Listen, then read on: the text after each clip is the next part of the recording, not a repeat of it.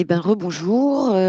Donc, je suis Nadège Rodriguez, directrice études et communication chez France Générosité, et je vous embarque ce matin pour 1 heure ensemble pour parler du don des particuliers. Mais avant la présentation, je tenais à vous dire ce webinaire est enregistré. La présentation et le replay seront en ligne sur notre site, bien évidemment. Et j'ai prévu, on a prévu 1 heure, j'ai prévu, j'espère que je vais me timer, 45 minutes de présentation à l'issue de laquelle, bien sûr, je prendrai des questions auxquelles j'espère pouvoir répondre. Voilà, sans plus attendre, je vais vous partager la présentation et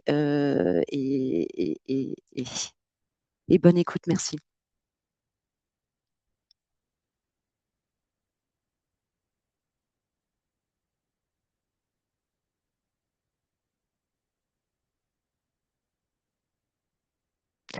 Bon, alors je suis avec mes équipes qui sont cachées là. Donc Claire, je compte sur toi. Moi, je ne vois plus rien pour voir si l'écran est bien, mais je pense que voilà, Tout est OK.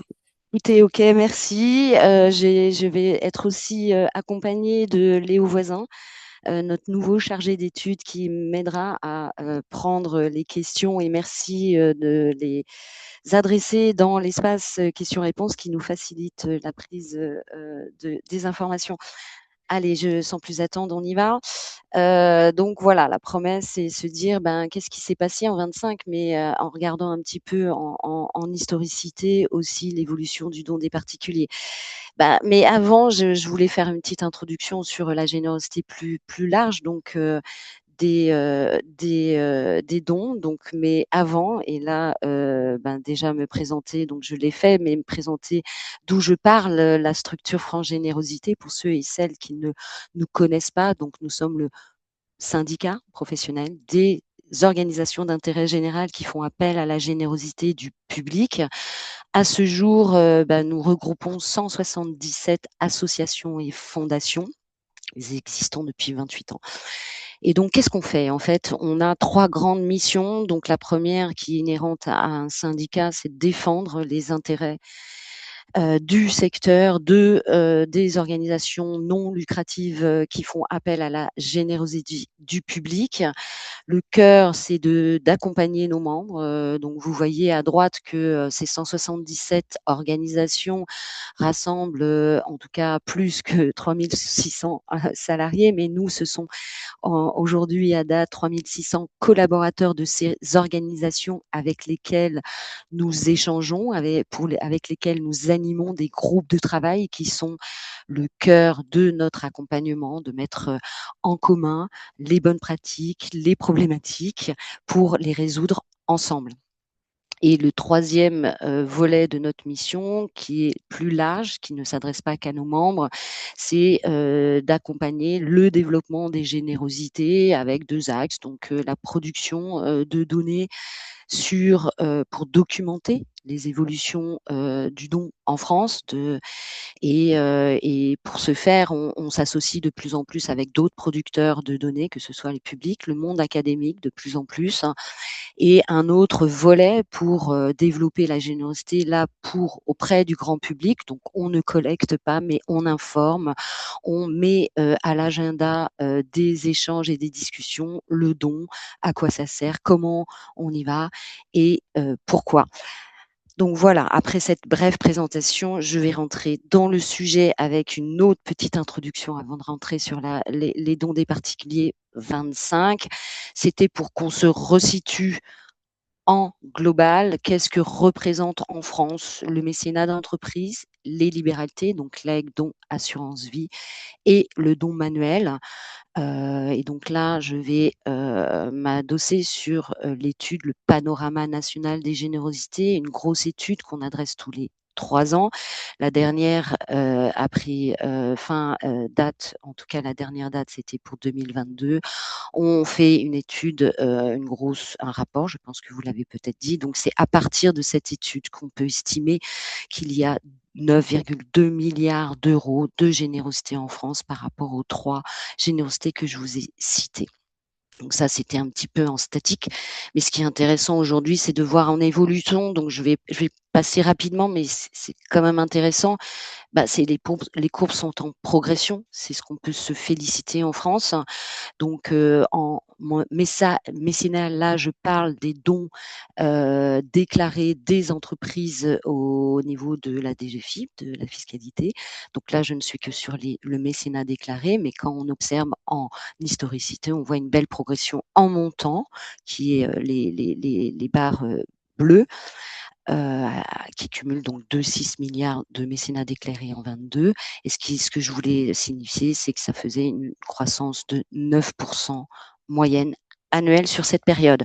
Donc si là, on va aller regarder ce qui se passe sur les legs et assurances vie, donc je ne pars pas de données fiscales, puisqu'il n'y a pas en France, au niveau de l'État, une consolidation de la remontée des libéralités collectées par les organisations d'intérêt général. Là, on s'appuie, nous, sur un panel qu'on observe depuis que le panneau existe, depuis plusieurs années, de 160 organisations et associations et fondations. Donc là encore, on voit en montant une évolution positive du montant. En bas, je ne sais pas si vous le voyez, mais j'ai une petite ligne qui met le nombre de collecteurs. C'est intéressant, c'est que ce panel, toutes ne collectent pas, mais sont en capacité. Et on voit que sur près de 15 ans, le nombre de collecteurs a augmenté. Et on sait aujourd'hui qu'il y a une pression, de plus en plus d'organisations vont aller essayer de capter les legs. C'est une tendance que l'on observe. La courbe qui n'est pas du nombre d'organisations là que vous voyez en dents de scie, c'est la progression en fait annuelle. Donc autant sur ce qu'on a vu, le mécénat, la progression était assez linéaire. Là, on voit que cette progression annuelle est en dents de scie. Malgré tout, elle est, si on fait une moyenne de ces progressions en dents de scie, elle est de 5%. Alors là, une progression en dents de scie est inhérente à cette générosité, enfin, les legs qui peuvent avoir des montants exceptionnels, enfin des legs exceptionnels par année, par exemple, qui font que les courbes s'envolent. Et j'en viens au cœur de aujourd'hui, les dons des particuliers. Là, donc, je reprends toujours mon panorama avec les données fiscales et ce qu'on voit sur une belle historicité, c'est qu'une évolution du montant des dons déclarés par les foyers fiscaux donateurs. On voit tout de même, et ça, bon, je pense que vous êtes aguerris à cette petite une courbe qui s'est infléchie en 17-18, due à deux choses qu'on a documentées depuis. Bien sûr, le passage de l'impôt des solidarités sur la fortune au passage de cet impôt au l'impôt IFI qui a baissé fortement, au moins de moitié, le nombre de foyers fiscaux qui étaient assujettis à cet impôt. Et aussi, on ne peut pas le nier sur l'augmentation de la CSG des retraités, sachant par ailleurs qu'on sait que les donateurs sont, par rapport à la population française, sont beaucoup plus présents chez les populations les plus âgées. Donc un indicateur qui n'est pas issu du panorama, mais notre baromètre dont je vais parler, on sait que par rapport à notre baromètre, que l'âge médian des donateurs est de 63 ans. Et si on compare par rapport à la population française, et ce chiffre est pour l'année 24, et ben, si on compare par rapport à la population française et on prend la population de 18 ans et plus, l'âge médian est de 50 ans. Donc on voit qu'il y a une population, et ça, peut-être je ne vous apprends rien. Si j'en reviens à cette courbe, là, pour le coup, la croissance moyenne annuelle est de 6%. Et donc, vous me direz, là, on voit quand même qu'il se passe quand même quelque chose au niveau du nombre de foyers fiscaux donateurs. On a eu une belle progression, un plateau, une courbe qui s'infléchit. Et là, depuis 2020, on est en augmentation. Ce qui est intéressant, c'est ce qu'on va voir après, j'ai fait un focus, c'est que le don des particuliers est très sensible, comme je l'ai vu, à la stabilité fiscale, très sensible aussi au contexte. Et aujourd'hui, j'ai une séquence qui documente, on est sur des années avec des appels d'urgence médiatisés qui sont assez fortes, qui sont en fréquence et en intensité forte, qui peuvent faire augmenter, la réaction de certains donateurs qui ne seraient pas donateurs par ailleurs. J'anticipe un peu sur la suite. Et donc on voit qu'une stabilisation ou une petite évolution du, nombre de, donateurs, de foyers fiscaux donateurs, pardon. En revanche, il y a quand même une belle évolution du montant. C'est essentiellement quand même dû au l'augmentation du don moyen, et là, pour le coup, je suis sur le don moyen annuel par foyer fiscal. On a doublé le montant, depuis 2006. Et là, vous voyez la petite note là, soulignée, c'est les dons annuels consolidés des dons sur l'impôt sur les revenus et les dons sur, l'impôt, sur l'ISF ou IFI. Et ce qui est intéressant quand même de regarder, parce qu'on joue pas vraiment dans la même cour, c'est que de regarder la courbe d'évolution du montant, du don moyen, sur l'ISF et l'IFI, et là, on est sur un facteur de fois 10 en montant moyen. Et j'ai réussi, puisque notre panorama s'arrêtait à l'année 22, mais les données fiscales, sont plus rapides à être fournies sur, l'ISF et l'IFI. Donc j'ai pu compléter cette courbe avec, vous voyez mes sources en bas, les données, de la DGFiP, donc sur l'année 23-24 et 25, où on voit quand même une belle progression du montant moyen. Voilà, c'était quelques indicateurs plus macro, adressant un petit peu en historicité. Maintenant, je rentre dans le cœur du réacteur avec, quelques éclairages que je vous ai déjà un petit peu posés. Donc là, je vais m'appuyer sur notre étude, phare, qui est une étude mutualisée, le baromètre de la générosité, qui est proposée à l'ensemble de nos membres chaque année, et c'est une étude qui les accompagne dans le pilotage de leur stratégie de collecte. C'est une étude qui a 3 volets.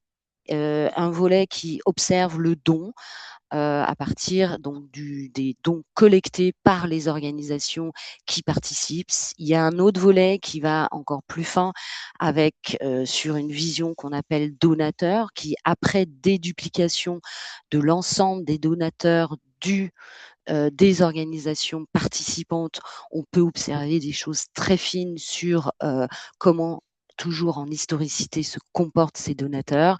Et depuis l'année dernière, on a, ajouté une autre, étude, un autre, volet sur, l'évolution des investissements médias des organisations qui sont dans ce baromètre, pour un peu regarder, au regard de ce qu'on observe sur les comportements donateurs, sur le montant des dons, et quel effort en marketing comment, où ont été mis les intensités des organisations pour collecter. Et c'est intéressant d'avoir ces 3 volets pour, encore une fois, compléter et accompagner le pilotage des stratégies. Donc là, je vais partir sur cette séquence du baromètre de la générosité avec l'entrée collecte.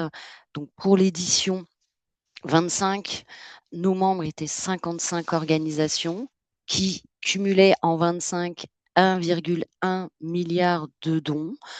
Si vous vous souvenez des montants que je vous ai, donnés en France par rapport à ce qu'on peut estimer, c'était 4,1 milliards de dons des particuliers, certes en 22, donc on est en cette étude adresse, un panel qui est, très costaud, sur le montant des dons collectés en France.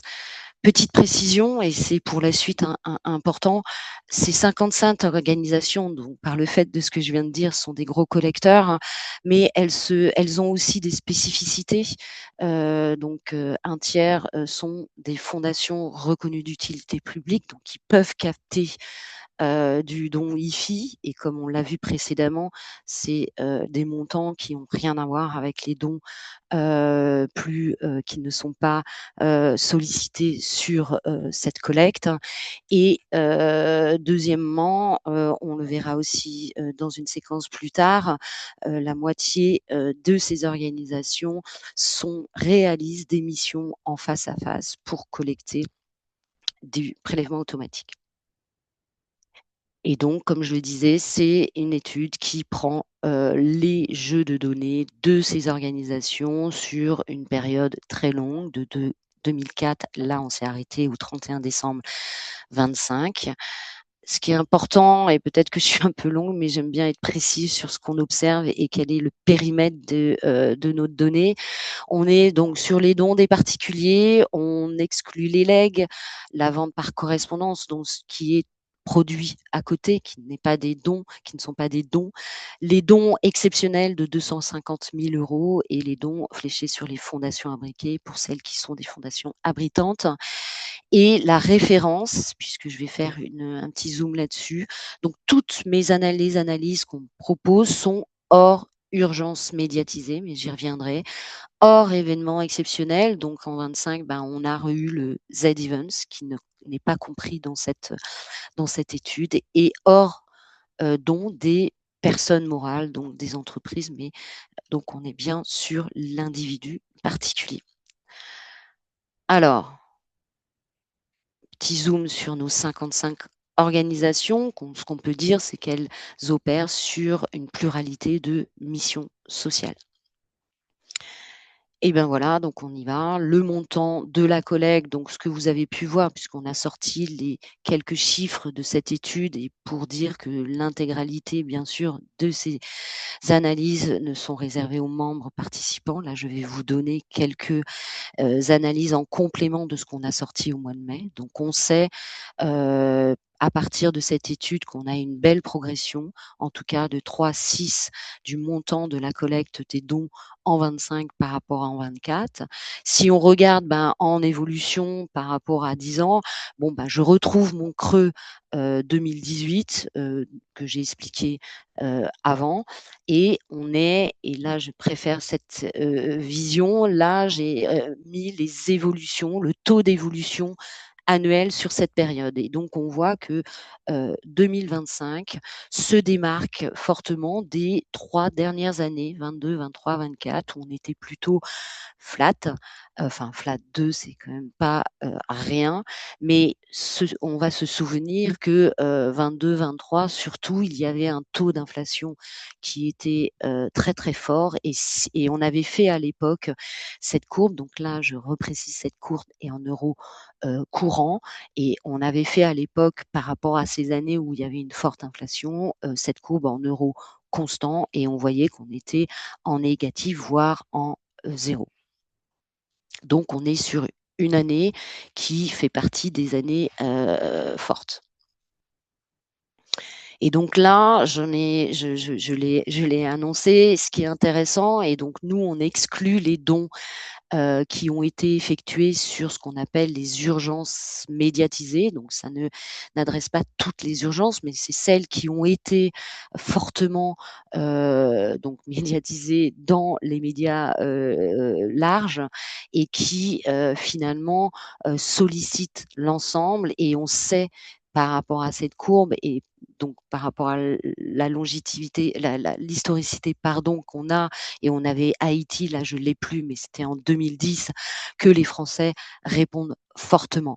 Et donc là, en ajoutant le montant des dons collectés sur les urgences médiatisées, qui est la partie rouge, on voit une évolution toujours, mais avec des évolutions, des taux d'évolution annuels. C'est ma petite courbe à droite qui n'est pas en parallèle de ma courbe d'évolution sans don d'urgence. Donc c'est à la fois pour dire tout dépend ce qu'on observe. Donc, il y a certaines études qui adressent les dons globaux, notamment nous, dans le baromètre de la générosité, toutes nos études excluent ces dons. Où on voit, donc là j'ai nommé les grosses urgences sur lesquelles il y a eu une forte mobilisation et on voit qu'il y a une accélération de la fréquence de ces grosses urgences annuelles. Donc là, j'ai une autre façon de regarder, c'est encore une fois donc une courbe, enfin des histogrammes, pardon, qui donnent la part des urgences médiatisées, donc la partie rouge d'avant, par année. Donc on voit que 2025, il y en a eu, mais elles étaient plus diffuses. Il y a eu Birmanie, il y a eu toujours, mais de façon moins épiphénomène sur un mois, voire quelques jours, le conflit en Moyen-Orient. Mais donc ces urgences, on voit qu'elles sont présentes. 5%, c'est pas rien. Elles s'accélèrent. J'anticipe sur 26. Là, on vient d'ouvrir une page sur notre site Infodon sur l'urgence Venezuela. Avant, il y a eu le conflit fort au Moyen-Orient en mars. On est sans parler, et là je fais une petite aparté, des urgences qu'on ne capte pas, qui sont sûrement territorialisées avec ce qui se passe en France sur les feux, sur les inondations les autres années. On est chahuté et on sait que les Français répondent. Donc il y a une interrogation, on surveille ça et on peut plus le mesurer sur notre vision donateur pour voir quelles sont la part de ceux qui ne donnent qu'aux urgences, qui sont donc plutôt on est là, on est, pardon, ce n'est pas de la fidélisation par rapport à je vais donner aussi, mais je vais donner que ou je ne vais donner plus au reste, mais je suis sensible à ce qui se passe. Et donc c'est important d'avoir ces mesures et pour les organisations notamment qui font appel, mais pas que, puisque là, vous voyez le chiffre que j'adresse sur une autre étude, là, une étude par sondage, mais une grosse étude portée par l'INJEP sur le bénévolat, mais aussi sur le don. Poser la question sur le don d'urgence et il révèle que 7% des donateurs déclarent donner uniquement en situation d'urgence. Et donc, par rapport à ce que je signifie, voilà, toute l'inquiétude ou pas, mais se dire quid de quand il y a cette grosse médiatisation des causes qu'on n'entend plus. Est-ce que finalement, en récurrence, en intensité, qu'est-ce que ça va, est-ce que ça a un impact, un effet de bord sur l'urgence, enfin sur les dons qui ne sont pas sur l'urgence? Alors là, je reviens sur, donc j'ai fini ma séquence, Zoom. Je reviens sur, qu'est-ce qui s'est passé en 25, par rapport à la saisonnalité de la collecte des dons des particuliers et elle est en fait égale par rapport aux années précédentes. Donc là, à gauche, j'ai quand même monté par rapport à l'évolution de 3,6 globale. Et on voit une évolution du premier semestre de 2,7 avec une évolution plus forte et un deuxième semestre qui pèse plus fort de 4,2. Et donc, en saisonnalité, en 25, on a toujours le dernier trimestre qui est très fort. Donc en 25, c'est 41%. De mon souvenir, 24, c'était 40%. Avec un mois de décembre qui est très fort, qui capte pas un quart, mais presque 23,3. L'année dernière, c'était 23,1. Voilà, donc c'est quelque chose que voilà, ce baromètre permet de regarder et par rapport à 25, on n'a pas d'évolution sur cette saisonnalité. Alors quand on regarde les montants des dons, on regarde stratégie de collecte, on a une différenciation de stratégie entre les dons ponctuels, donc alors mon acronyme DP, il va revenir dans la suite, et ce qu'on appelle les dons réguliers. Alors PA, c'est prélèvement automatique, mais j'ai préféré nommer dons réguliers, puisque ça peut être effectivement par prélèvement automatique, carte bancaire. On est sur un don qui, pour le coup, est différent du don ponctuel. Donc, on va regarder l'évolution de ces deux types de soutien. Donc, en 25, qu'est-ce qui s'est passé? Ben, une progression, et je vais après affiner les progressions annuelles des deux types de soutien. Donc, on est sur quelque chose de dynamique. Je vais passer donc sur la courbe, comme tout à l'heure, qui regarde l'évolution des taux les taux d'évolution annuels par type de soutien et depuis 10 ans.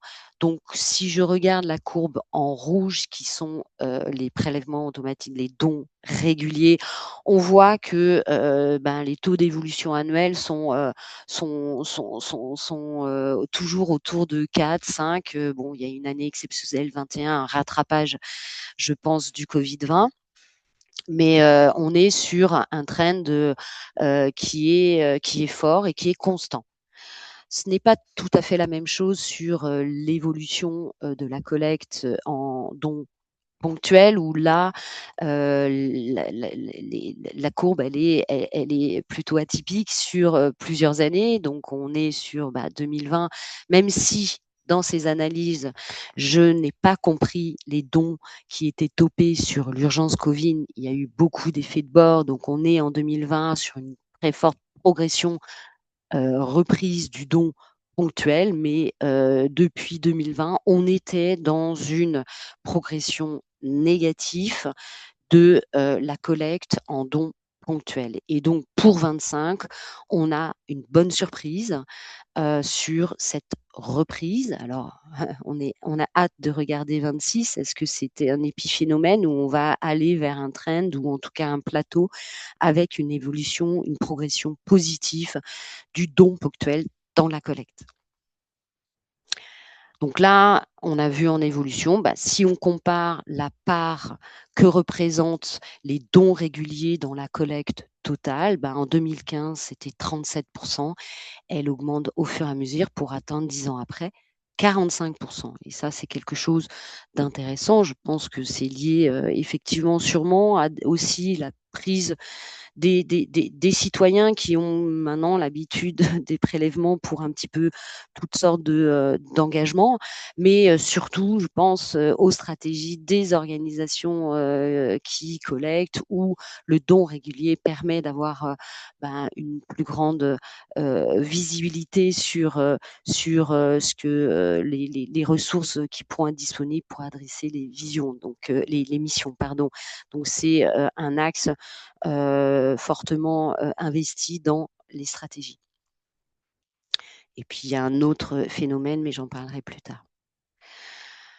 Donc là, je reviens, je vais un peu zoomer uniquement sur la collecte des dons ponctuels. Donc je reprends le chiffre qu'on a vu tout à l'heure.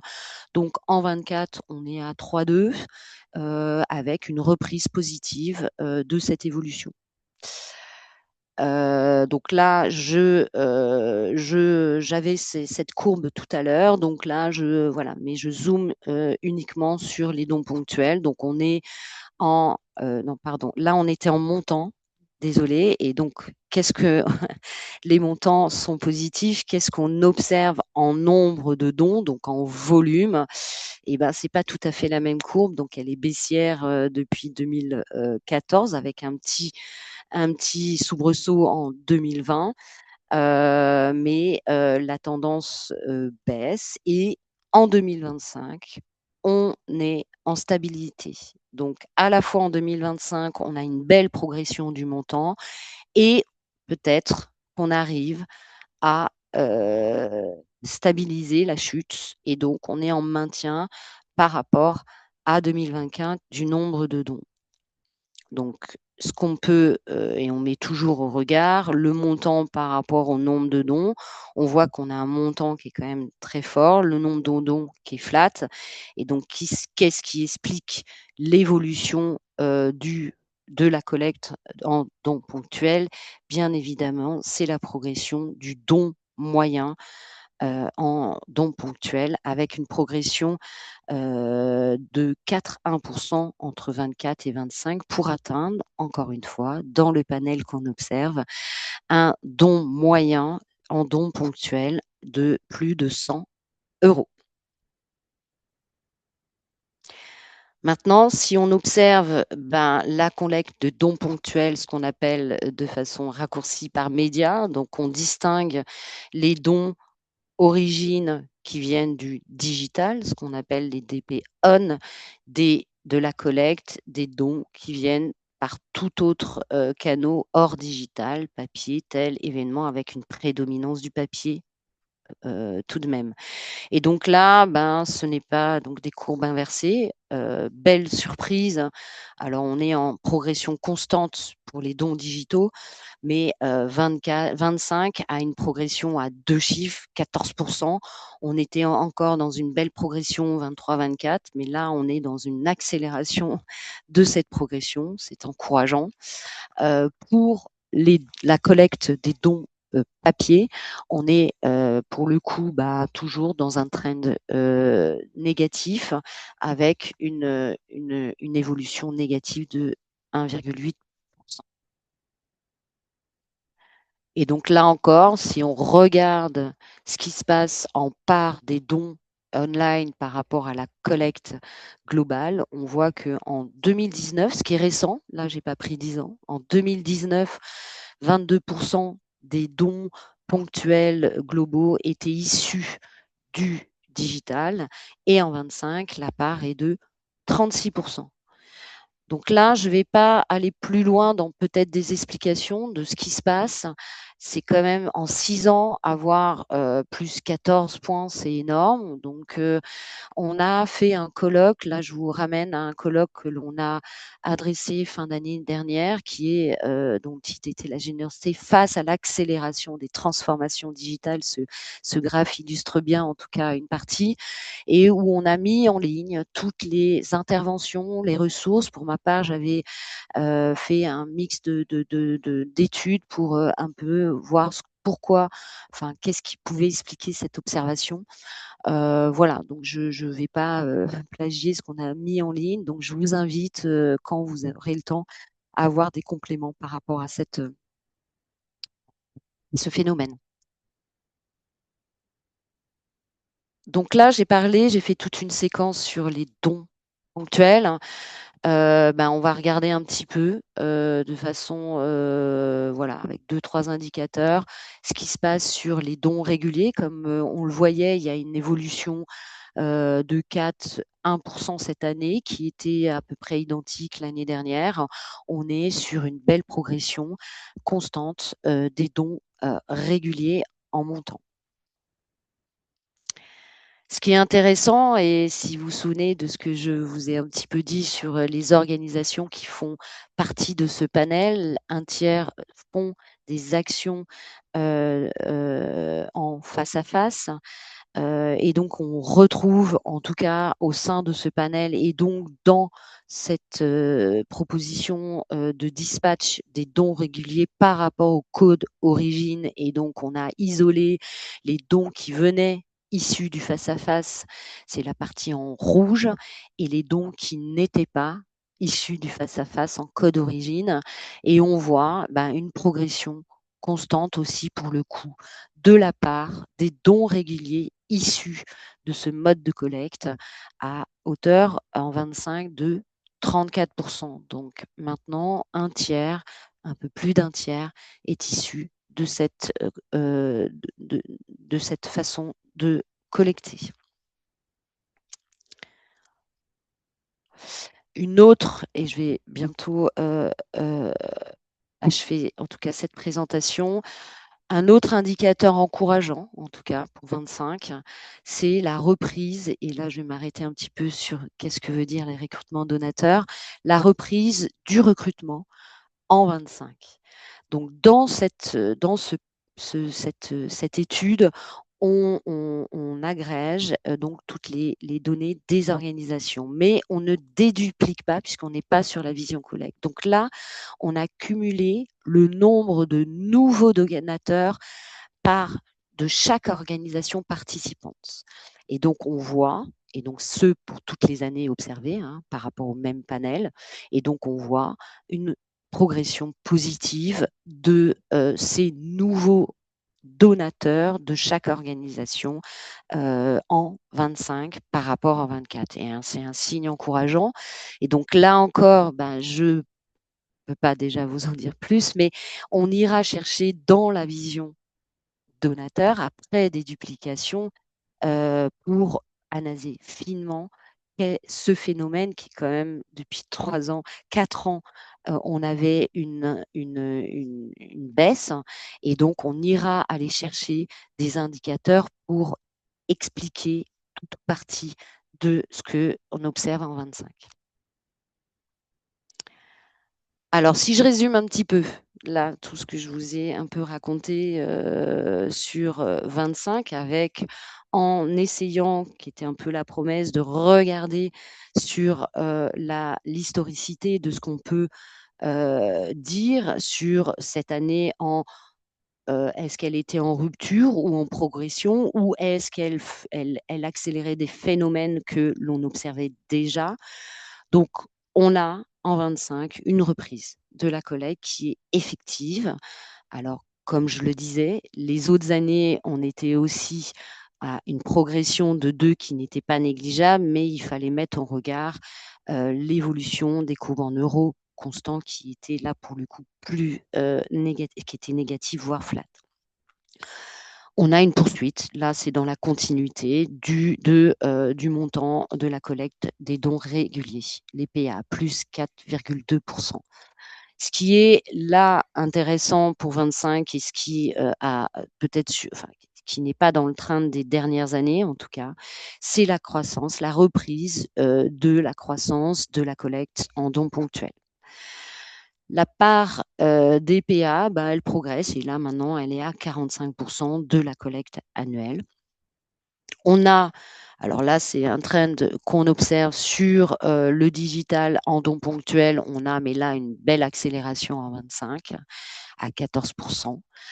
La part du digital donc dans la collecte des dons ponctuels, maintenant elle est à 36%, ce qui est quand même un phénomène intéressant et à souligner.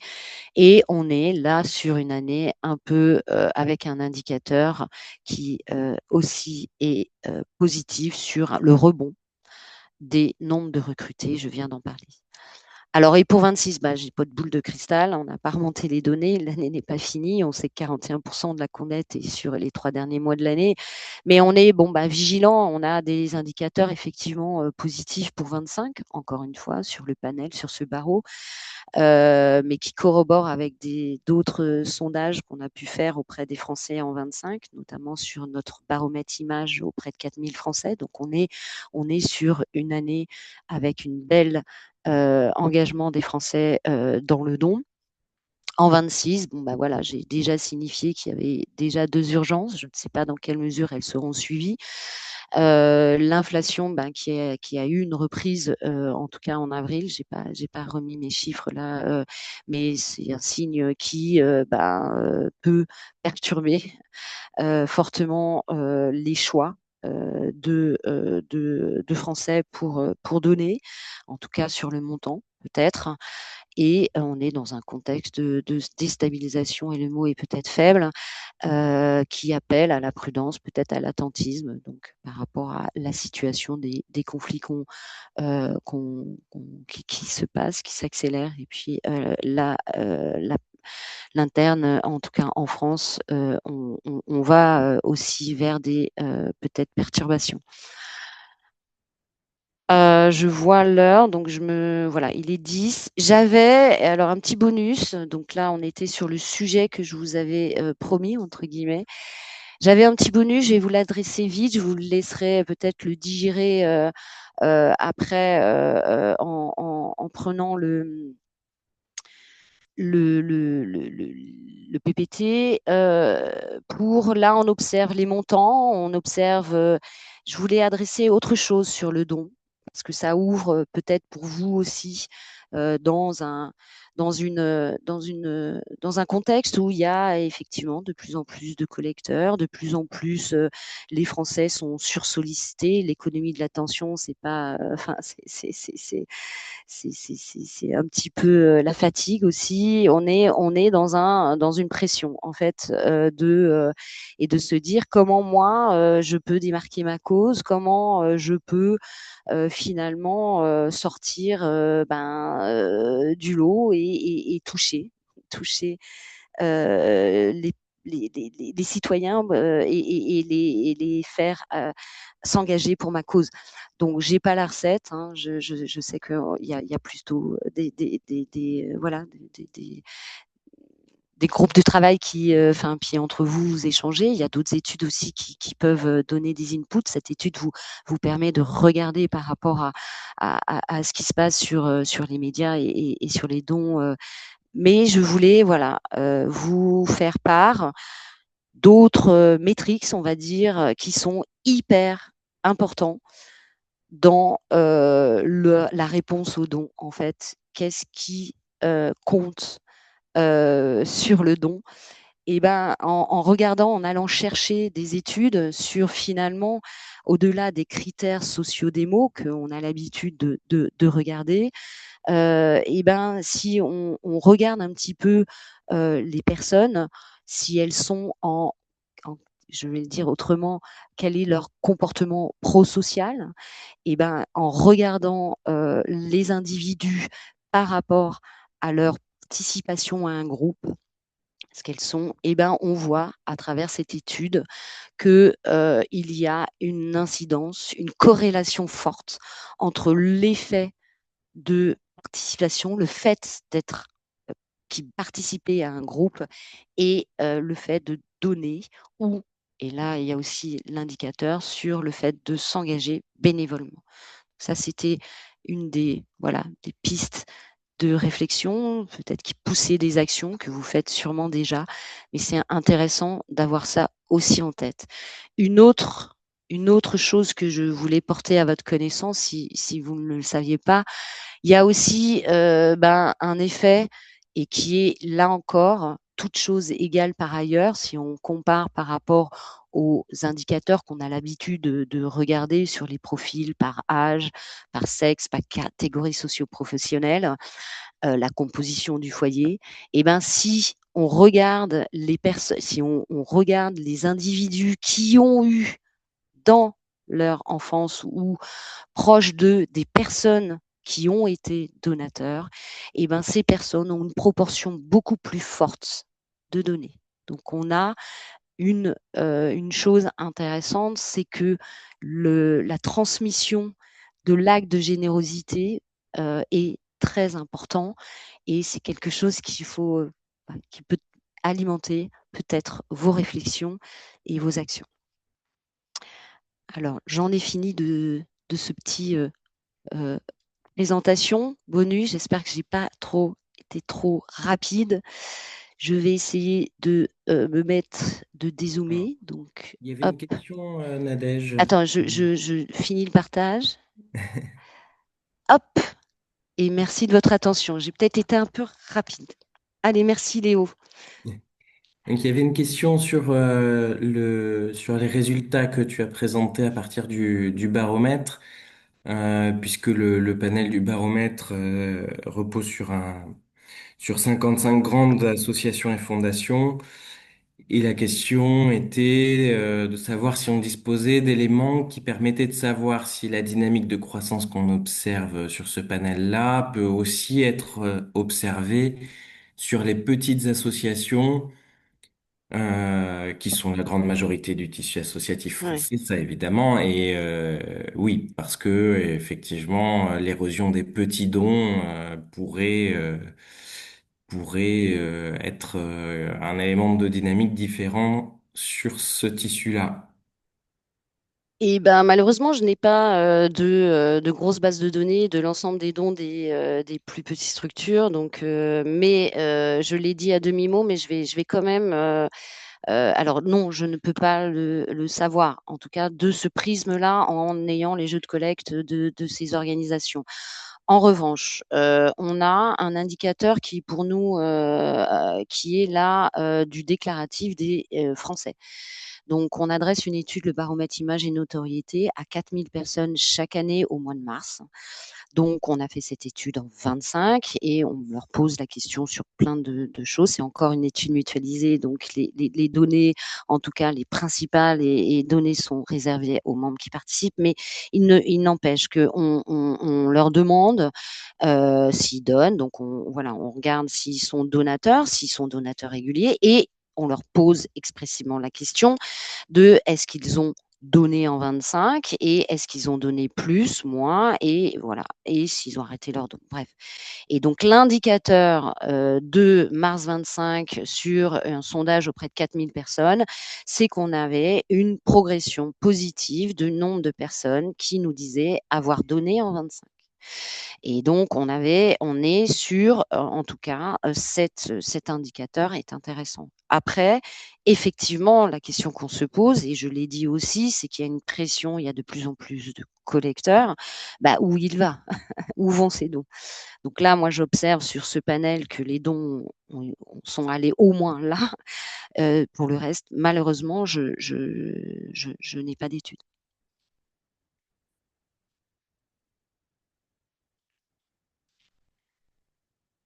Est-ce qu'il y a d'autres questions, Léo?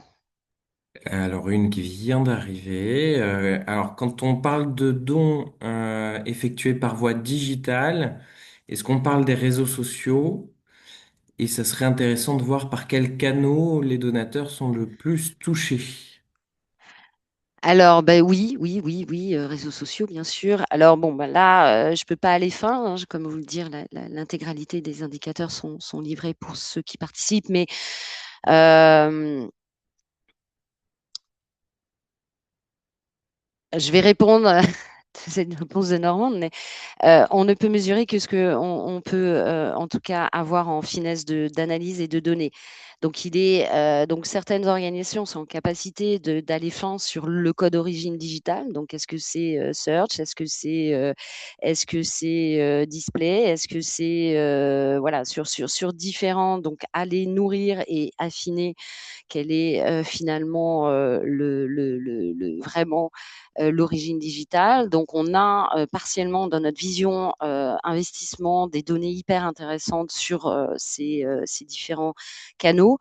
Donc, voilà. Donc là, je peux pas vous répondre, mais c'est quand même illusoire. Enfin, c'est très difficile de consolider. Alors nous, on est 56, mais de façon encore plus large, une granularité avec donc faire correspondre des critères. Aujourd'hui, on monte en puissance sur la qualité de la data et je vais peut-être insister là-dessus.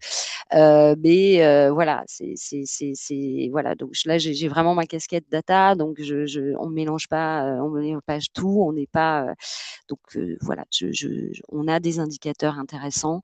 Je ne peux pas vous répondre, mais c'est assez partiel puisque notre vision investissement, elle n'est que sur 20 organisations. Les autres n'ont pas pu ou pas souhaité participer, mais ça demande un effort et une qualification fine euh, de la donnée. Alors, dans la même... Et voilà, je vous ai indiqué d'aller voir, hein, c'était pas pour une fuite en avant le colloque. J'indiquais quand même, enfin, j'avais sorti quand même une compile d'études où les gens s'informent en fait. Le digital, ok, vous êtes meilleur. Enfin, je trouve que, enfin, voilà, on a pris le pli du digital hein, pour informer, collecter, mais les citoyens, ben, ils ont pris le pli du digital pour se divertir, pour consommer, pour s'informer et pour donner. Et donc, dans cette étude, ben, on mettait au regard où les personnes s'informent, par quel canal et aussi par tranche de génération. Et donc là, on peut avoir aussi des réponses de où ils sont, ben, où je vais leur parler. Alors, là, il y a une série de questions, je vais regrouper parce qu'en fait, ça va permettre d'y répondre en même temps. Il y a trois questions, chacune sur le détail d'un type de don. Est-ce qu'on a une idée de la part de dons qui viennent de plateformes de dons ou de collecte en ligne? Est-ce qu'on a des données sur les dons issus des entreprises? Et est-ce qu'on s'est penché sur le don in memoriam? Et si oui, quelle est la tendance? Dont entreprise, j'évacue parce que au début, on fait le choix de ne pas les intégrer. Donc, on n'est que sur les dons des individus. Donc, les personnes morales, on ne les regarde pas. On aurait la capacité, donc ça, c'est dans des analyses futures. Mais là, je ne les regarde pas. On fait ce choix. Dont in memoriam à c'est quand même très très fin. Je ne sais pas si en code d'origine, toutes les organisations qui collectent du don in memoriam ont spécifié don in memoriam en code d'origine, donc je peux aller regarder.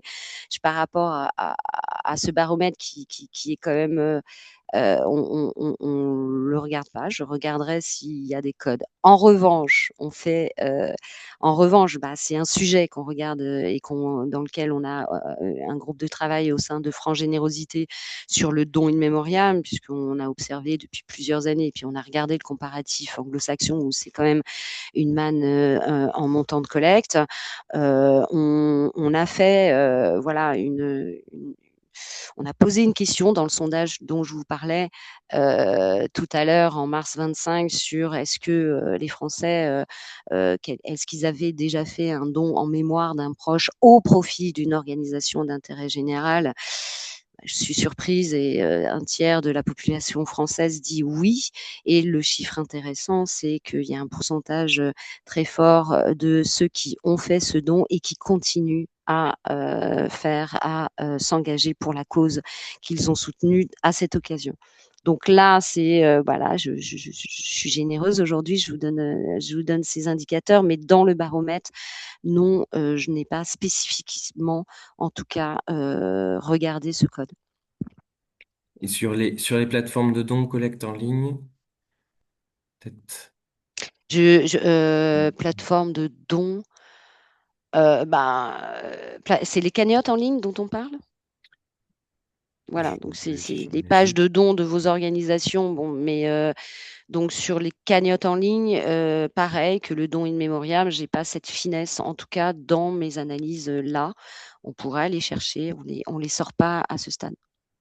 À savoir qu'il y a des travaux internes à France Générosité pour aussi aller chercher de la donnée plus fine là-dessus, mais du coup, ce n'est pas dans le cadre du baromètre.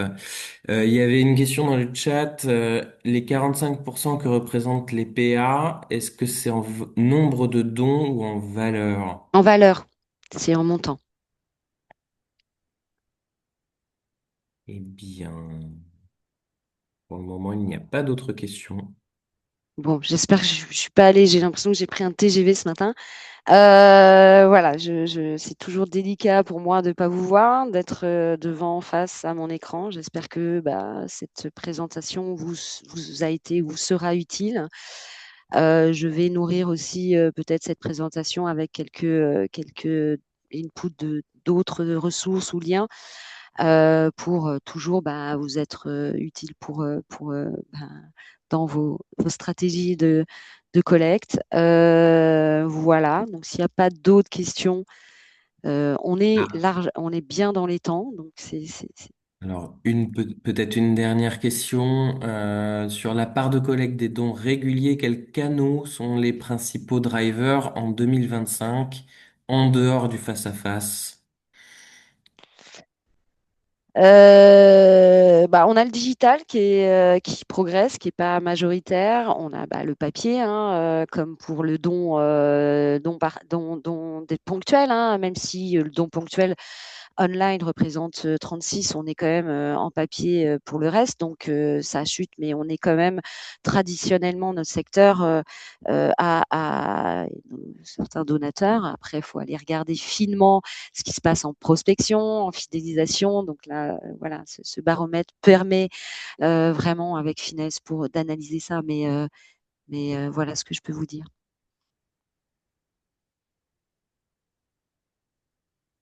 Et ce qui est intéressant aussi, mais bon, je vous donne des choses, mais je vous donne pas la réponse, c'est d'aller voir si on fait du transformé des PPA, quoi. Voilà. Bon, je vais vous souhaiter une très belle journée. Merci de votre écoute. En tout cas, vous ne pouvez pas être bavard, donc, mais toujours frustrant d'être seul face à mon écran. Merci Léo, hein, de m'avoir facilité la prise des questions. Et puis, eh ben, bel été en avance. Oui, alors il y avait une dernière Ah, question. Montant en euros dans les slides, c'est en euros constants ou non? en J'imagine courant, que en non. Ouais, courant. là, Non, c'est non. en courant, hein. Non, non, je n'ai pas fait constant puisqu'on n'avait pas un taux d'inflation fort cette année. Voilà, je l'avais fait les autres années parce que là, il y avait quand même quelque chose d'intéressant d'aller regarder. Je suis en euros courant.